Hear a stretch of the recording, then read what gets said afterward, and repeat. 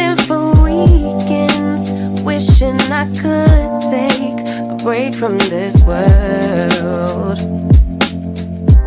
Running on a hamster wheel, but searching for something I can't feel. I just wanna be a lost girl and fly. Take a breath, feel my wings spread, levitate above the ground and make eye contact with clouds. Now I'm rising, I'm soaring above it all. I just wanna be free. Finally, I wanna be free. Finally, I wanna be free. Finally, I wanna be free. Finally, I always daydreaming, never imagined I lose my spark. Living in this crazy time, putting back the pieces of my mind. I know how to run from the dark and fly. Feel my wings spread, levitate into the clouds. I'm so high above the ground. I'm rising, I'm soaring above it all. I just wanna be free. Finally, I wanna be free. Race, conversations, and law enforcement. This is Moses' People Speak.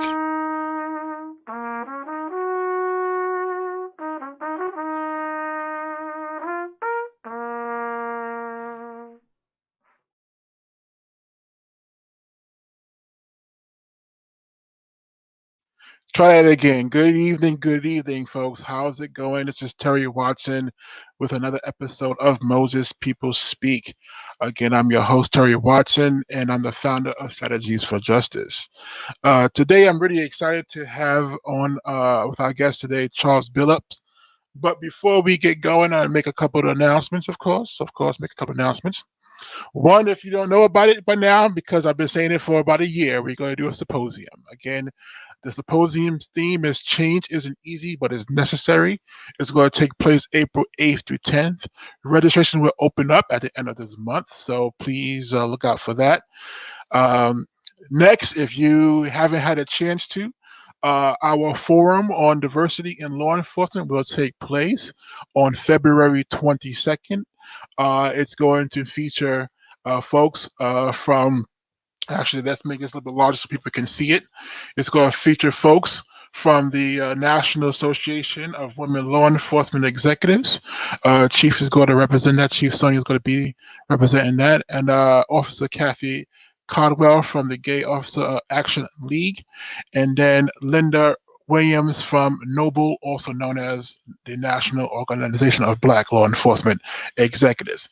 The moderator for that event is going to be Iris here at Penn State University, the Director of Diversity, Equity, and Inclusion for Penn State Police and Public Safety.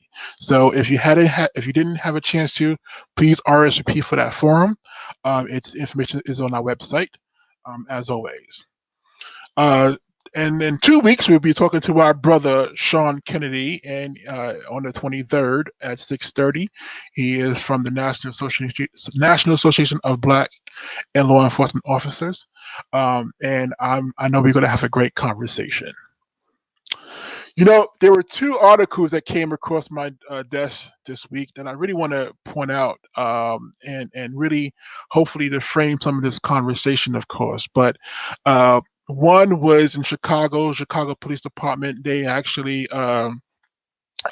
showed that they had a new policy, which was to ban retaliation from officers who stop misconduct, and so that's a policy that they implemented.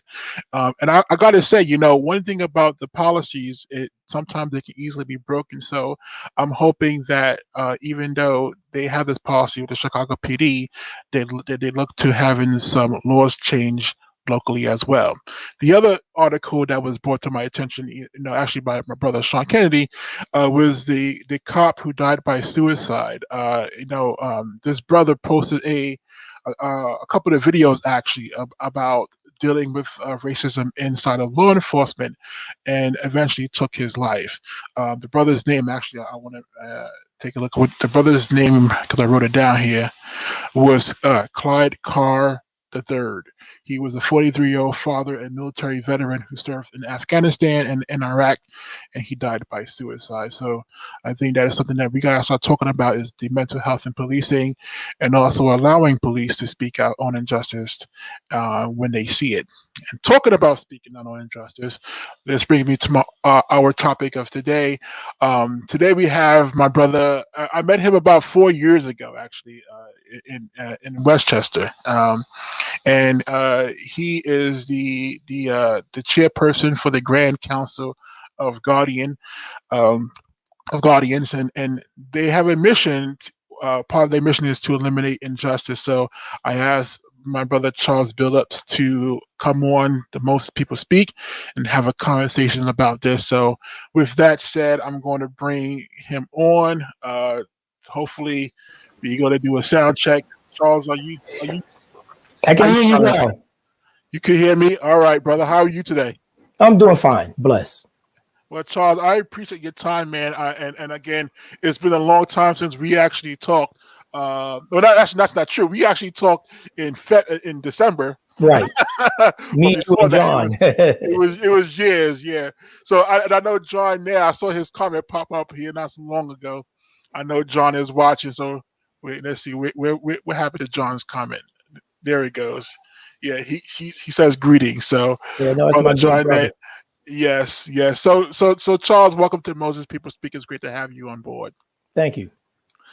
Charles, if you could just tell us a little bit about the Grand Council, sort of what's the Grand Council's about, the organization, how long you've been a part of it, etc. Well, I got involved with the Grand Council probably in the mid '80s. I've always been a part of a Guardian organization, but the Grand Council was somewhat of an umbrella organization. It's that umbrella organization where the smaller groups became actually part of it to become a bigger voice. That's basically what it comes down to. A good example of what that is, for those who know anything about DC 37, the union, or either 1199, the unions, or like ASME or one of them. I mean, the unions are made up of smaller chapters. The Grand Council is similar to what that is. And you say you've been a part of the Grand Council since the 80s? Well, yeah, we've been involved. Well, you have to keep them. I look young, and I take that as a compliment. But I've been around for a while. I actually been chairing it now for about 26 years. Wow. Yeah. Well, we were the younger people coming up during that period of time when before Dinkins and during Mayor Dinkins' period of time. And we were the younger people who got involved and was pushing forward to make some changes. We was fortunate, me and matter of fact, Eric Adams was actually the chairperson before me, before he created 100 Blacks Who Care in Law Enforcement. But it came about that way where it was about growth among ourselves. It was about bringing about unity. It was about bringing us together to try to solidify our voice into one. Right. But the Grand Council consists of over a dozen different law enforcement agencies. We covered state police, NYPD, Nassau PD, Suffolk County. We cover Westchester. We have city correction, state correction, parole, probation. It's over a dozen different groups. We have the Port Authority Police, the MTA Police. It's a large conglomerate of different law enforcement agencies that came together. When I got involved with the Grand Council, it only consisted of actually 4 organizations. We had a 5th one coming in at the time, but I felt there was a need for growth, or we just couldn't keep it bottled up just for those small amount of groups, and these weren't little groups, but small amount of groups, to open it up to allow others to be part of it. Right. So let me ask you, Charles. You know, when you're talking about these organizations combining really to have a common goal, I think probably was the first episode that I done. One thing that was mentioning is how important it is for police to become part of an organization, not part of the union, but actually part of a law enforcement organization. Can you speak to that? You know, why it's so important for police to become part of an organization like the Council of Guardians? Well, it is important. It's real important because it's about doing something where we can all come together to support each other, whether it's physically, mentally, or in the idea of dealing with department issues, whether it's bias or charges and things like that. So it became a place of sovereignty or a place of calm where people of color, particularly officers of color, can come to and talk about their issues and try to share those same ideas and issues with others. This way here we can try to get around them. Right. Now, I hope that you heard my intro. There's the brother. I keep forgetting his name. I really don't want to, because I did watch that video, Clyde Carr the Third. You know, as a matter of fact, Sean Kennedy, who I was speaking to in 2 weeks, he's the one that sent me he posted on his social media actually, and that's how I first saw it. Yes. The first thing that came to my mind, you know, obviously in the world I work in, is the mental health piece. And you just mentioned that, taking care of each other with mental health. You know, can you sort of give some insight to ways the Grand Council could fit that role, you know, in helping officers who are dealing with tough times take care of themselves mentally? Well, you have to keep in mind too, also, when dealing with issues like that, just to mention of the idea of mental or counseling or just speaking to someone concerning emotional issues on the job, and particularly in departments, you can quickly get blackballed or blacklisted to the point where they can pull you out and they'll take certain privileges away from you. You won't be able to carry a weapon. You won't be able to walk the streets or do your job, which you was really hired for. And the saddest thing about it, the majority of our people, particularly those of color, when they mention those things, we quickly get ostracized.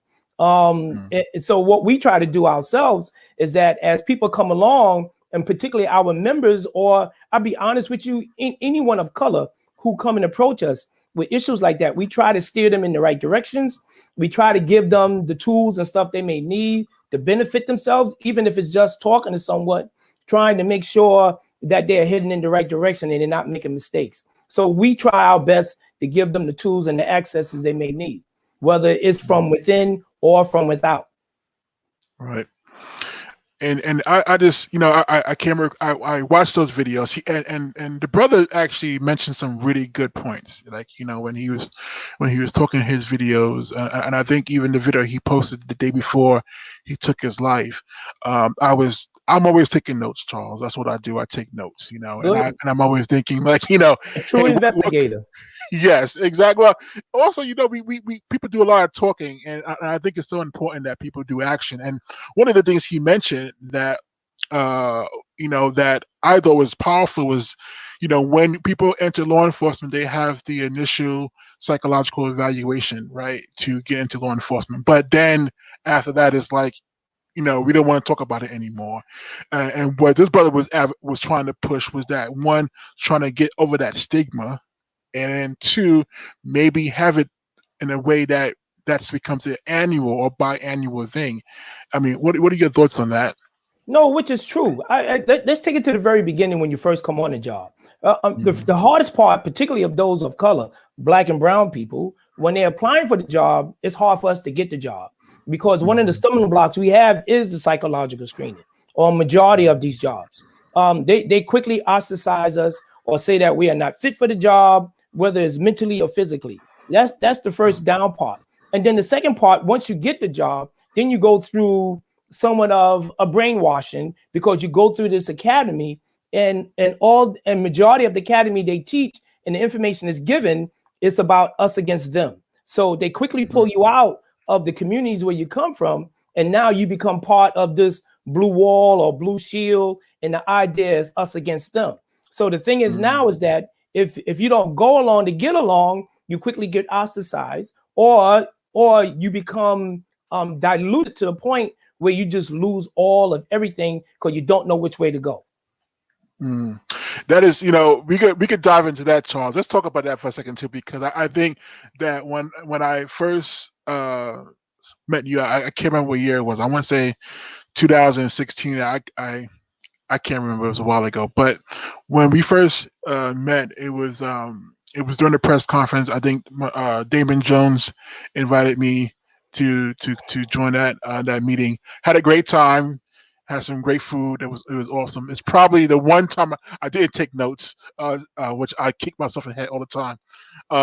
But one thing that I remember saying to Damon that day was, this must be tiring work to be in law enforcement and to be sort of a representative for the community, where you're still upholding the law, but at the same time you're trying to bridge that gap. What are your thoughts about this, Charles?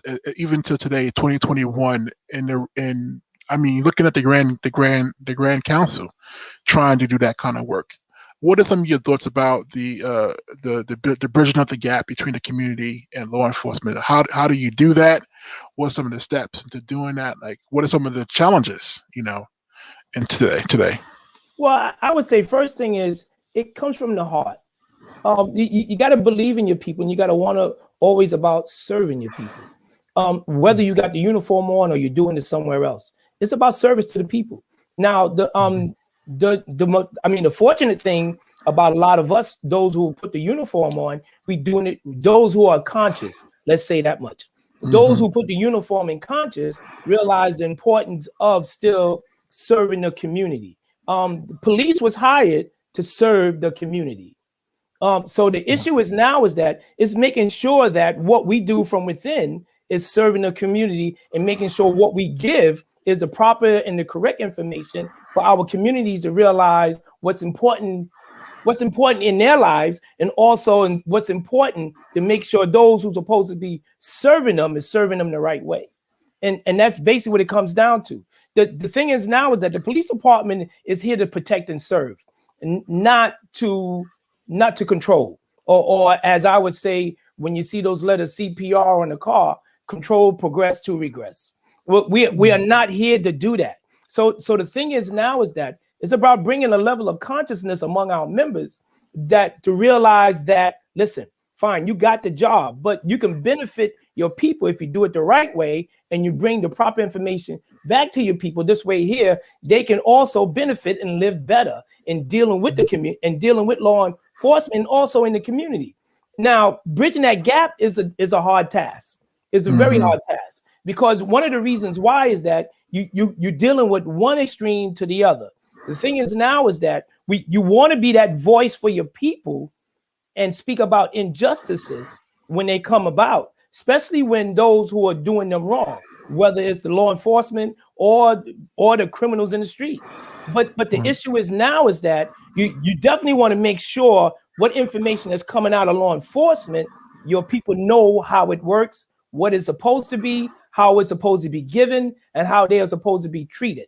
So making sure that bridge is there. So as I would say years ago, we've been fortunate where we was able to speak out about the injustices. It like blew everyone's mind when you seen people in uniform out there talking about the injustices, whether it's in the police department, whether it's in correction, whether it's in parole, probation, or whatever it may be, just speaking out about the wrongs. That gave the people on the other side of the bridge to say, wow, we never realized that was happening and what was going on. So now we cross over that bridge periodically to say, listen, this is what's going on. This is how you need to deal with it. And this is how we move forward to make sure our lives are better.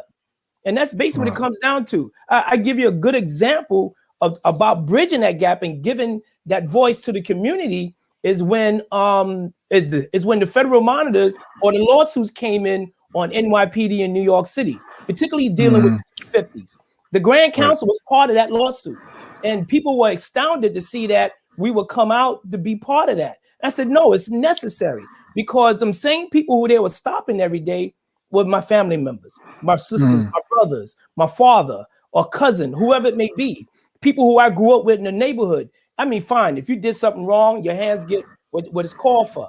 But you know, you don't want people to be constantly picked on for no reason. So that's one of the main reasons why we have this marching going on today. And that was the main reason why we decided to be part of that lawsuit.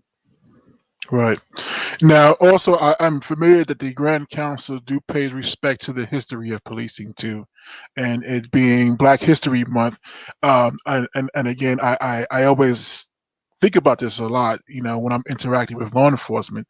So as I mentioned before, you know, reason I started Strategies for Justice was because of my great grandfather Moses P. Cobb and my uncle Samuel Battle, right? So you know, so the icons you got history. Yeah, we got history. So you know, I always ask this question, Charles, what has changed since the Battle days? You know, again, Battle became a police officer back in 1911, and Moses P. Cobb in 1892. You know, and even Moses not so much, but definitely Samuel Battle was very outspoken about the times. Yeah, of course. And his feeling about being in law enforcement and what have you not. So can you give me some insight to, like, you know, what has changed in this case in 110 years? Because this year we're celebrating the 110th year of commemoration. So in 110 years, came a long way. Yeah. Yeah, but only, you know what really changed is the strategies. It's still the same game. It's just that it's played differently. And as the years went along, they added new rules. That's basically what it come down to.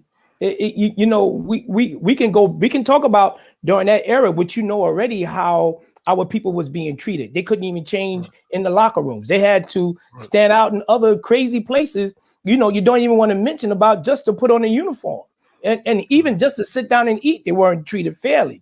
When we bring that to the day's time now, where I can talk about maybe less than 15 years ago, where we found nooses in people's locker rooms out in Long Island. These are, and I'm not talking about no regular officer.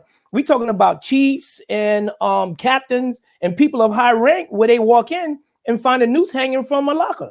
So what has changed?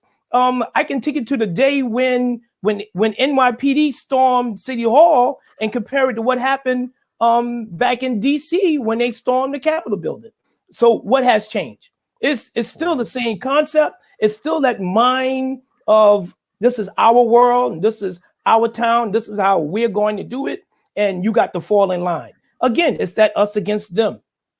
And that's what makes it really difficult when you're trying to, you know, when you're trying to bridge that gap, when you're trying to say to the community, you know, yes, I'm law enforcement, you know, and I'm here to serve and protect, but at the same time, the community sees law enforcement as this one entity. They don't see it as, you know. And I've been fortunate to have the chance to speak to folks like you, like Damon, like, you know, Sean, you know, Heather, Nakaya, Karen. I've had the opportunity to have those conversations, but not everyone. And not everyone does, right? So you have folks who just see law enforcement as just one entity, you know, and that's a challenge. I can imagine that's a huge challenge. No, it is a big. Let me tell you, it reminds me of you know, you ever heard of Sonny Carson? The movie Education of Sonny Carson. Every time I seen Sonny Carson, he will always approach me. He said, "You know something, brother Billups, I love you to death, but you still the police." You're still the police. I love you dearly, but you're still the police. You know, I have to keep a crack eye just to watch you because you still the police. And that's the saddest part about it, is because when, I mean, we speak out, we do it all the time. We hold press conferences, we part of lawsuits, we do all kinds of things, but yet still though, the community still has that sense of, all right, I still got to watch you because you're still on that side. And that's the hardest part for us to get past or to embrace. And it's hard on us because we try to explain to them sometimes, our community, I'm talking about them. I mean, our community. We try to explain to our community, sometimes you can do it better this way, or let me give you some information which can help you do what you do, or me give you a tool how you can use better. But the thing is now is that it's that loyalty and that trust. It goes a long way, and it's hard to gain. It's not something you just don't throw away, or you just don't gain overnight. It takes years and sometimes long periods of years for people to get comfortable with you, to say, all right, you know something, we can talk. I know what side you on. I believe in you and I know you can help me. So what can we do together? And that's the kind of conversation you have to have with people to let them realize they're not in this by themselves. Can you share some insight? Let's say we got some folks watching who want to have these comments, and I'm thinking folks like who are in law enforcement. Let's say folks that are in law enforcement who are not part of an organization like the Grand Council, but they want to have these conversations. What advice would you give them? I would say sit down with your brother members or brother officers, those who are of like mind and conscious enough, who's willing to sit down and listen to you talk. It goes a long way, and you'd be surprised how much conversation or what can gain out of it, or what someone may have to offer or bring to the table. So the issue is now is that those conversations still need to go on. The brother who killed himself, I feel bad for him. My heart goes out to him and his family, because I can understand what they are going through. But the thing is now is that I wish he had some tools or an avenue where he can sit down and talk to someone and say, listen, this is what's going on. How can we fix this? How can we go forward to move on? Or what can we do to get around this? Is there help out there for someone to offer? And take my word for it. A lot of times voices are not heard, but when they are heard, they are loud. And when they do come, they come strong. So the issue is now is that you have to believe in your heart and know in your head that, listen, this is the right thing to do. So I must speak out. Take my word for it. It wasn't easy for any of us. I remember back during that time when Giuliani was mayor here in New York City, he literally had all of us followed. He had our phones tapped. He had all kind of surveillance going on against us because they was constantly trying to label us as communists or as terrorists and things like that, because we were speaking out. They weren't used to people speaking out, saying you're wrong and what you're doing has to stop. It got to a point where they tried to shut us down, and we literally went to court back in the early 90s where we sued and won about our own rights to speak out. Fine, we can't represent the department with a uniform on, but we are entitled to speak out when there is wrong or injustices. So we take a full advantage of that. And we do what we can do to make sure people hear us. This way here, the community know they're not in this alone. We still fighting from within. Right. No, that has to be. And again, I'm a civilian. I never wore a badge. Everything I've done is academic, right? But you don't have to be a genius to know how tiring that can be, right? You don't have to. It's like, they say that there's old saying, you don't got to bite the cake to know it's sweet, right? It's one of those things where I do think and I'm highlighting organizations like the Grand Council this month because I want people to sort of know about the organizations like the Grand Council that do that work on the inside, because the speaking out. Yes, you have the press conference, but I know that some of the real conversations don't happen in the press conference. They actually happen. No, it's a whole lot more that goes on. We deal with a lot of the gun legislation that goes on here in New York State. We deal with a lot of the outreach and the public safety issues that goes on. We sit down with the local politicians and also the state politicians to talk about the need of the community. whether it's getting guns off the street, getting drugs off the street, or educating our people, making sure our people have the things they need. We do this on an ongoing basis. Put it this way, I remember back around 93, 94, I was in Detroit at a conference, and the idea came about was, Detroit was going through some issues with the police department. Me not living in New York, and I said, what can I offer them? I came up with the idea of what to do when stopped by the police.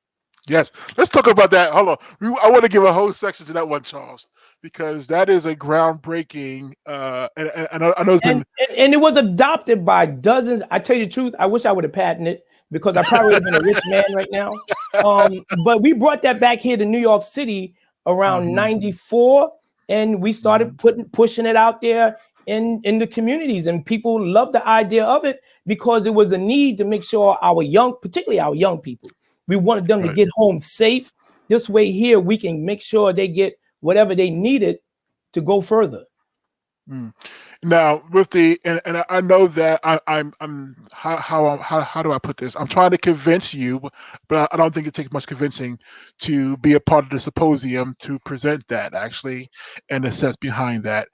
But I remember the first time I came across that, and I'll share this story with you. I was just starting to prepare my speech, The Battle with Moses People, which tells the story of Moses, Picab, and Samuel battle. And I started by looking at police organizations and websites of police organizations. I came across what to do when you stop by police. And I remember going through at the time it was a pamphlet, right? I was going through the pamphlet, and I was like, oh, this is interesting. So what I did is I went to the sort of the National Police Union websites to see if I could find something similar. It's a majority white organization. And I couldn't find anything. At that time, when I was searching for it, all I found was these letters to Barack Obama, how upset they were for him talking about the Gates situation. And I remember going back and forth. And Charles, when I say this, I'm not bragging, but if I can't find something on your website, that means it's not there, right? It's one of those things where I in my current job, I do the accessibility, so I'm good with breaking websites and looking for things, trying to find things. And when I can't find it, it's not there. So I remember thinking to myself, this is interesting. I'm on this website for Black law enforcement, where I'm seeing how and not just that, there was also scholarships on your website too. That was the other thing too, right? So offering scholarships. So I was looking at this. I was like, well, can I find this in the other, sort of on the other side? And I couldn't find it. That was somewhat troubling to me as a person who was just looking at it. And I see somebody posted from the Grand Council, and we could talk about this too. So sort of the trying to do the recruitment of law enforcement, so trying to encourage people to join law enforcement, especially people of color and women. So, but I do want to ask you that question, Charles. When you think about the what to do when you stop by police, like sort of what was the thought behind that process? Like, well, actually, it started. All right. Again, I was in Detroit. I was at the National Black Police Association conference. And it was a brother named John Coy. He was part of the board at the time, and he had a pamphlet to give out to officers to give up dirty officers or corrupt officers, particularly those who was doing wrong to each other, or officers who were just breaking the law. So he came up with that. So basically, I took that same pamphlet and I read it. I said, wow. I said, this is good for officers to give to, use another word, snitch, as they would call it, or either just to turn in those other people who were doing wrong. And I said, well, what can I give to people? So at that time, it was a high number of people that was being stopped on an ongoing basis for no reason at all. We literally walked the streets over there, and we literally witnessed a large number of people being stopped. So I said, wow, what can we do to give these people to protect them or give them some ammunition on how to survive the encounter. The whole key thing was surviving the encounter. Go home, speak to your parents, or if they're adult, speak to your lawyer, find out what went on, give the information, and this way here you can take the next step, whether it's going to the precinct to complain or filing a lawsuit for unjust. So the thing is now is that it was, I mean, that was the initial idea of giving them something to equip themselves with that was going to help them survive the moment. And we brought it back here. So I'll be honest, we brought it back here. And when we first started, it caught on like wildfire. Everybody jumped on it. Yes, they did. I mean, everyone. So, I love the idea of it. The ACLU picked it up. The NYCLU picked it up. A lot of the law firms, legal aid, and all the rest of them picked it up, and they adopted the program. And a lot of them took it to the next step, which is great. So I look at it. I tell you the truth. I took it as a blessing. I found the seed. I planted it, and it grew. So hopefully God gave me the strength and the wisdom to realize that, something, here's a seed, plant this for other people to grow fruit off it. And hopefully some of our people ate some of that fruit and came on home where they was able to take it to the next step. I'll be honest with you, because of that, I look at the 250s from the federal lawsuit was the same concept about the stop and frisk. The stop and frisk is the same idea of the what to do when stopped by the police. So it stemmed from that point on. So all we did was educate the people and realizing and teaching them their rights. I tell you the truth, back around the mid to late 90s, the Black Spectrum Theater in Queens had put together a video on it because they took it to that point, police encounter, where a number of us had spoke out and helped them and gave them information on how to put that film together. It turned out great. Matter of fact, we're trying to speak to the brother that runs the place, name is Carl Clay, about bringing that, updating it and bringing that film back out. So we have been in discussions with him about it, but it was a need, and it's still a need for it, because I agree. A lot of people say to me, yo, I don't want to humble myself. I ain't got to eat no crow. I ain't got to kiss no cops behind. I ain't got to do this and I ain't got to do that. But the thing is, they have the upper hand. And since they have the upper hand, all I want you to do is come home safe. And that's my biggest thing. I want you to come home safe. This way you can explain to me what happened, and then we can take the next step from that point. Because during that period of time, even though Mayor David Dinkins brought out CCRB, but CCRB was no more than a paper tiger. So it really didn't do anything. We had to take other avenues, and we had to take other initiatives to take it to the next step. Yeah. And I think too, Charles, you hit the nail on the head there. Most people who may look at the what to do when you stop at police as giving police an excuse or giving them, is not really about the power of the struggle. It's about seeing someone come home alive. And I think sometimes people have a hard time understanding that point. Is the fact that you're trying to get people to stay alive and then fight the battle another day. Yeah, I don't want you going to jail, destroying your life. Now you got a rap sheet. You won't be able to get certain jobs anymore. I don't want you to have that criminal element. I want you to come home. Fine. The police stop you, or he asks you for certain things. You again, as they will say, they're eating crow or humbling themselves or kissing up. I don't care about that. I want you safe. And that's what's important. People need to know. I used to say that don't take my silence for being complicit. I'm strategizing. If I'm quiet, that's because I'm strategizing. So, one thing I would say, maybe as a part two, and Charles, if ever we want to do something together, the Grand Council and Strategies for Justice, I think a good part two would be after you get home, how do you file a report, and who do you file a report to? Because some people have a hard time filing a report to police if they feel that they've been victimized by police, right? Oh yeah, definitely. They may not feel comfortable saying, what, I was victimized by police. I remember I got a message from someone in Jersey who reached out to me and from Jersey said, I had this ordeal with police, and they didn't feel comfortable with approaching the chief because they felt like, it was his department that victimized me. How can I trust that department and then follow through with justice? And my first response to that person was, are you aware of any law enforcement organizations outside of the police department in that area? And I wonder if that's the key, is because if a person doesn't feel comfortable going to, as they see the person that victimized them, maybe organizations outside of law enforcement can be that go-to. Does that make sense? It does. It makes a lot of sense. Our numbers listed. They can easily reach out to us, and we can direct them in any direction they want to go. You got plenty of other. Now you have plenty of other community organizations or community groups out there who you can always talk to and talk about what happened or what went on.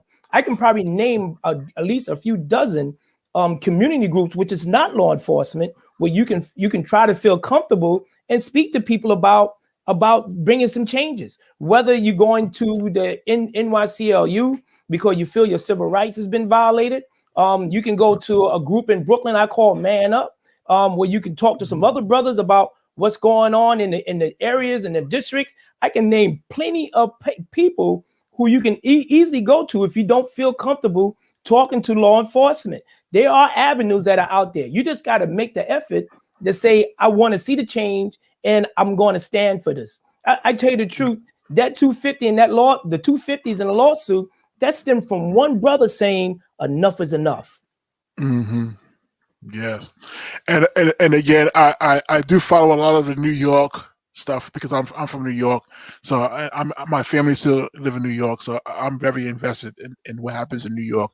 I remember the quota lawsuit with Edwin Raymond and the NYPD 12. I followed that case to the end. And most people that know about it, they made a documentary on it. Crime and Punishment. Yep. I think that those are kind of things that the community if needs to see happen more. But definitely more out there. But I can take you back further than this. I can take you to the day of Amadou Diallo, where oh please, you kidding? I was I mean, and his anniversary just passed too. Yes. So the thing is now is that you talking about the incident that happened up in the Bronx.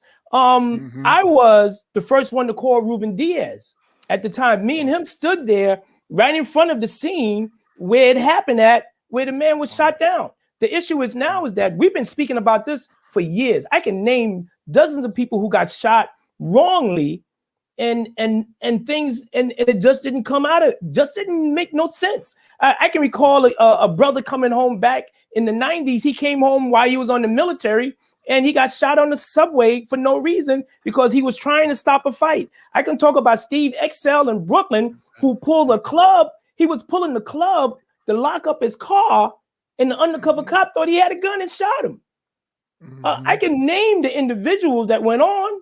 But the thing is now is that they need to take a moment and look back at history a little bit and say, wow, these people have been doing it for a long time. And they need to look at it for what it is and say, wow, they was doing it years ago. The only disadvantage is now is that we don't have social media we had back then. Social media is the biggest weapon that ever came about in dealing with the injustices. So the thing is now is that this has been going on for years. It's just that now, because of social media, it blew up and it has blossomed like crazy. And for once, I take it back to the days of the Freedom Riders. We got young people today that are not afraid to speak up.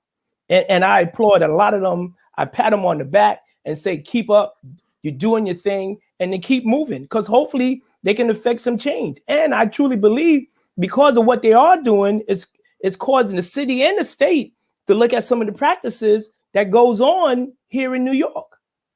Right. I mean, they just had a drastic, New York City Council, it just put out this long leaflet of changes they trying to bring about for police reform, to the point where it went to the state where the governor and the rest of them and the legislators decided to repeal 58. So the issue is now is that changes are coming, not as fast as what we thought, but eventually they'll be here. Right. Well, brother, I do have two important questions for you, and I want you to ponder those questions before answering. But one of them is, thinking about the Grand Council of Guardians and the work that you guys been doing. Um, what's next? What's next? What needs to be addressed? Where do you see the future going from here? Well, the future, what needs to be addressed is about real change.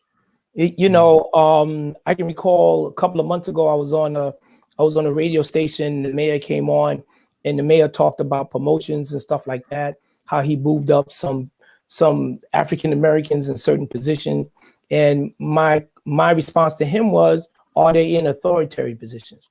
Are they in positions where they can affect real change? Where they can literally say, you know something, I want to change that policy. And based on that policy, I'm going to make sure that it'll never happen in the wrong way again. And about bringing about new ideas. What is next? What's next is that the way of policing needs to drastically change. I mean, it's been dealing with old draconian ways, which need to be updated and brought back to reality to what today's time is. Law enforcement needs to reflect the communities which they serve and which they don't.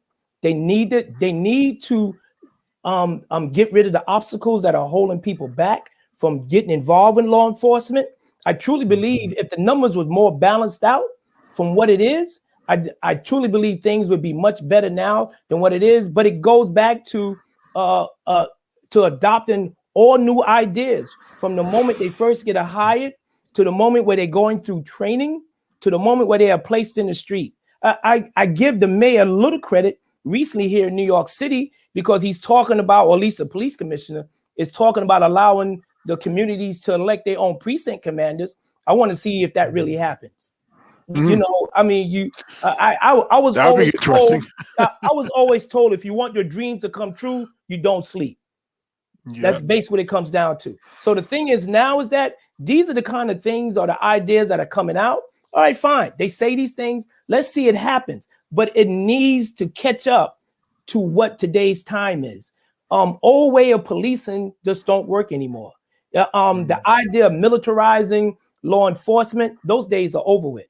They really need to stop. It needs to be to protect and serve the community in which they are employed by.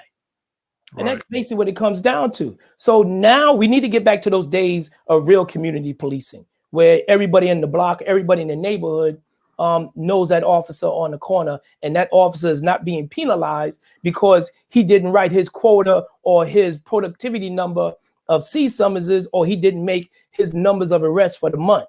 My thing is, if he's not doing any of that, and everybody in his area is getting along, he's doing a real damn good job, and because he's keeping the peace, and that's what this is all about. Right. My question I ask everybody that comes on Moses People Speak, Charles, and I absolutely think about the responses that have been said over and over again. But what message do you have for America? What's your message to America, bro? Well, the message for America is that they need to wake up, become conscious, realize they're America. When to my own personal opinion, when you say America, I'm thinking white America. White America need to realize they're not in this world by themselves. It's more than just them, and the us against them mentality has to stop. It was just example down in DC. We don't need to see that anymore. I mean, it was crazy and outrageous, but that shows the true meaning of what this world, and particularly America, is feeling, because these are the individuals who are leading the people to do these things. The same two people who are now being impeached and trying to be brought up on charges is the same ones who created the same mess for David Dinkins when they raided City Hall. So the issue is that it's just a repeat of what's going on. We need to stop the repeat. We need to stop the revolving door, and we need to come up with better ways of law enforcement. I mean, whether it's policing or either dealing with the jails, in the idea of criminal justice reform. Criminal justice reform needs to reflect what it is. Ain't no way in the world somebody should be sitting in jail with a $1 bail for months. It should not be. It should not be. Yes. But that's how it was. Not until just recently they came about with bail reform. So in the idea of what needs to be caught up, law enforcement, and it's sad that we don't run these places. And when we do run them, we don't run them that right way. And then sometimes some of our own people who get in position don't have enough heart to step up and say, no, I'm not going to do it that way. I want to bring about change. But either way, how we look at it, the whole thing now, and whether it's policing, criminal justice, correction, wherever it may be, it needs to be brought up to the modern area, and they need to get out of these old draconian ways of doing things. These things have to stop, because if not, it's going to blow up one day, and it's maybe worse than what we've seen. Man, that's a really good point, Charles. Really good point. And I see your folks here that give you some shout out as well. I'll bring it up on the screen. Gerard Hakim, if I pronounced that correctly. Yeah. Giving a shout out. And also mentioning that that we need to see true accountability within respect to law enforcement agencies. Yes. That's a huge one. Can you talk about? I lied. One more question, then. Can you talk about? No, you that can a little go bit, on. Charles? It's cool. It is about accountability, and one of the reasons why I say that is that again, people don't know what we go through with the blue uniform on inside the precincts, inside the jails, behind the walls. People don't know, and a lot of that need to be known. And I'll be honest, I fault some of us for not sharing more of that or publicizing it more. But the thing is now is that in the idea of accountability goes both ways. You're talking about accountability in dealing with the community, about treating them fairly and honestly like it's supposed to, and accountability in the idea of how those departments are ran. Because now even though we're dealing with the community, us as officers of color or people of brown and black that put the uniform on, we go through our own internal fights. Because now we have to deal with the prejudice, with the unfairness, the heavy-handedness. I mean, you can get two officers who committed the same incident, and the white one gets a reprimand or a slap on the wrist, and the brother or the sister gets suspended, or either they threaten to take their job away. I mean, these are the things that goes on, and these are probably some of the things that brother who committed the suicide was seeing. And this is the saddest part about it, because it gets to a place where, we are constantly fighting, and some of us look at it as, wow, this is a no-win fight. I'm fighting and fighting, but I can't take it no more. They taking money away from me. They taking overtime away from me. They won't allow me to take time off when I should. They are constantly moving me around, treating me like I'm a second-class citizen. And this is what Black law enforcement goes through on an ongoing basis. And these are the things people don't know what we go through. Yeah, and I do feel that same way, Charles. One of the things that I created this platform where law enforcement can come to have these conversations respectfully in either in an open setting like this or behind the scenes. Yeah, could I share a quick story? Because you please got do. me talking. You got me thinking. I love it. I want to share a quick story, and this happened not too long ago. And this is not even. I'm just showing you the different areas where these things happen at. This is a parole officer, a probationary parole officer. They have their list of parolees who they go visit on an ongoing basis, right? One day, police officers came into the parole office and told the parole officer's supervisor that they wanted to check on these particular individuals, and we need your parole officer to take us in there. All right, they created a program some years ago called Shotgun, where a lot of the cops go in with the parole officers to harass the parolees. And wow. they threatened the parolees to locking them back up, putting them back in the jails. If you don't tell us, we're going to have the judge put you in because we want to know where the drugs are at or where the guns are at. And a lot of times it's nothing going on. But getting back to the story, right? They set this, and it was a sister, I'll say that much. They set this sister up, right? She's on probation. She her supervisor comes to her and say, listen, you're not going to see your regular parolee today. You're going to see someone else. And her being on probation. All right, boss, you got it. All right, you want me to go see this? And you're going to take these people here with you. Not knowing that these cops had an agenda. Right. And that's sad, because what happened now is that she went and the cops came in behind her and they ran through the whole entire place. Want to lock everybody up, all this and that. And they found out that they had the wrong place. They had the wrong. And now the kicker to all of this was that she got in trouble because she didn't follow proper protocol. Wow. She got in trouble and they threatened to fire her. We literally had to fight to get her job back. And that's the saddest part about it. Now, the thing is that you're talking about her white supervisor telling her to go do this on behalf of cops because the cops want to go harass someone. That's not fair. This is the things we go through, whether you realize it or not. But again, this is how this works. The system does not work. It's broken. It's always been broken, and it's always been lopsided. And that's basically what it comes down to. So, I mean, I can talk about all kinds of crazy stories. I mean, you talked about Raymond Edwards. Raymond Edwards, I give him credit and I pat him on the back because he stood up and he said, no, I'm not going to do it. I'm not going to do your productivity today. I'm not going to make these arrests when you're telling me to, because there weren't no one to arrest. You give people like that credit, and you give people like that support.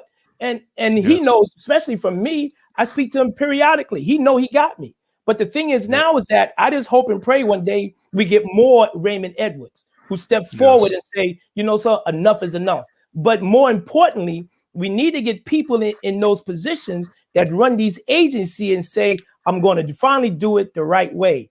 And then, but keep this in mind, the ball falls on the mayors, the governors, all these other people who elect and point these people to run these agencies. The saddest thing about it, you know, you talk about New York City. When de Blasio became mayor, it hurted my heart to see him bring back Bratton. They said, yo, you talking about the architect of broken windows, and you claim you are progressive and you want to bring about change? Why would you dig back into old school day? Yo, that's like going to get the shit. You know, that's like going to get that shit. It's all good. It's all good. You know what I'm saying? Going back there to them cats back there in the woods to bring back the run in the modern time. Come on, you don't do that. You don't do that. Right. Especially when you got people of color. Yes. Young people who thinking correctly, who can affect real change. And the saddest thing about it is that, fine, Bratton left, but then they skipped over a brother who's the first deputy commissioner. Not once, but twice, three times. So the issue is now is that when do you really want change when you talk about you're the progressive person who want to affect new ideas? Come on, it's not fair. It's just not fair. So when do we get a chance? I just hope and pray when we do get those chances, we affect real change and we have enough heart to say this is how it's going to be, regardless how long I may be in this seat. But while I'm here, I'm going to affect whatever change I can make while I'm here. Right. Well, brother, I gotta tell you right now, I'm with you there. I'm really hoping that you and you know, one thing that I will say on the community end is that when we do have brothers and sisters that are trying to affect that change, that we support them, right? We support them, right? You know, we come out. Again, voting is one thing. I mean, people like to vote on every 4 years. You know, we know that they skip the second year. They skip local elections. They skip anytime there are laws on the table locally. They don't show up for those. You know, so I do think that once we do have folks in power to actually bring about progressive change, the community has to show up.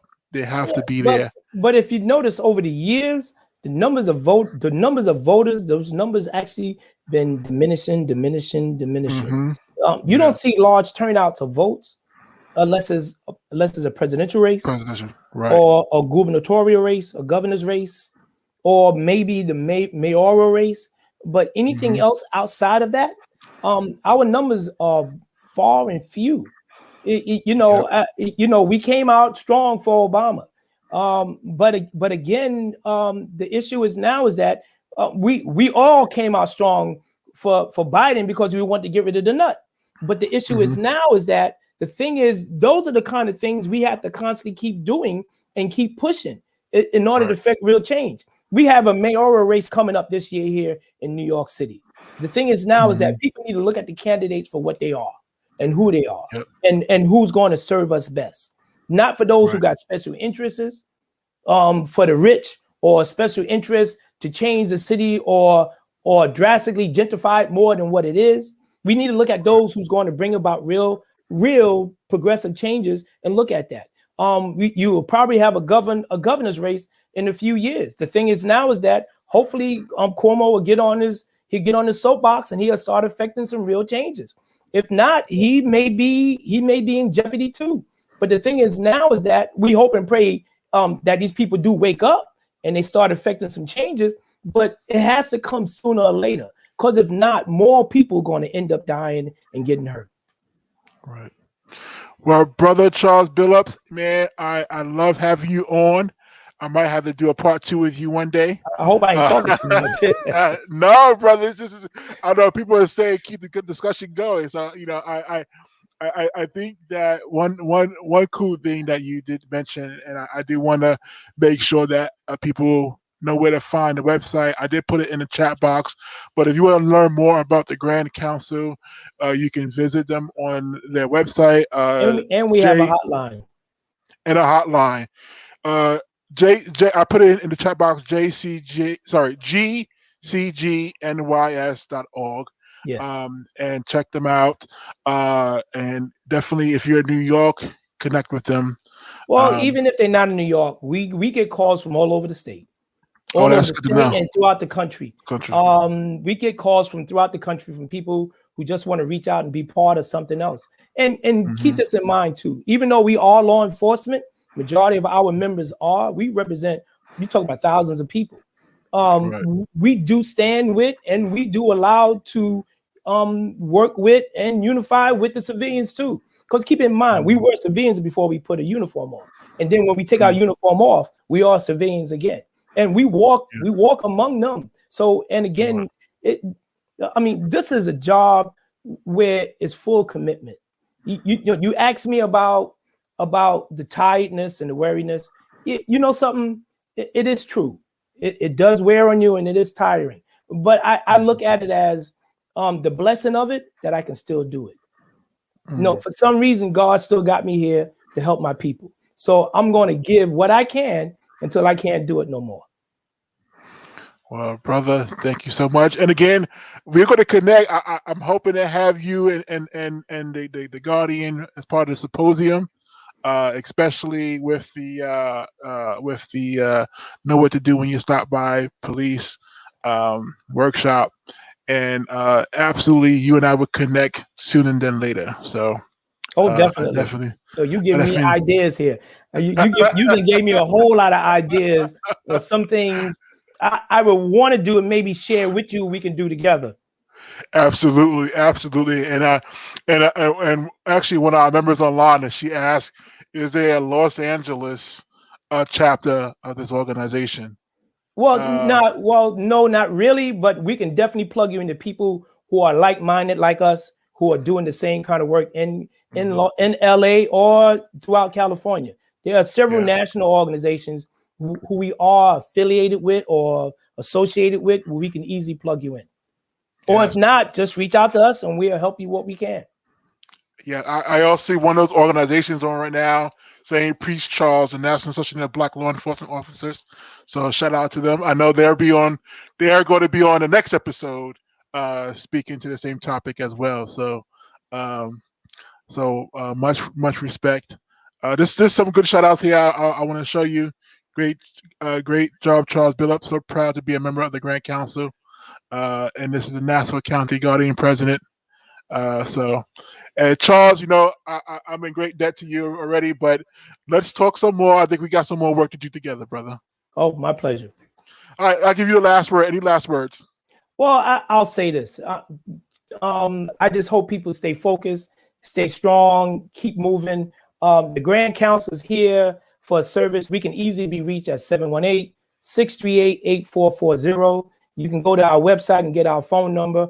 We'll plug you into whatever region of the state if necessary, or throughout the country. We can definitely do that. And I'll say this much here: if you want the Grand Council to help you, you just got to ask for it. We are here to ask. So if the Grand Council never helped you, you never asked. Thank you. My brother, thank you so much. And with that said, people, let's show some love to Charles today. And again, his website, the website to the council, I'm going to post it one more time. So it's new. Even though I see members on already, they could do it as well. But there's the website. Definitely check it out. Reach out to them. And with that said, I hope everyone have a wonderful night. I'll see you guys in 2 weeks. God bless. Peace.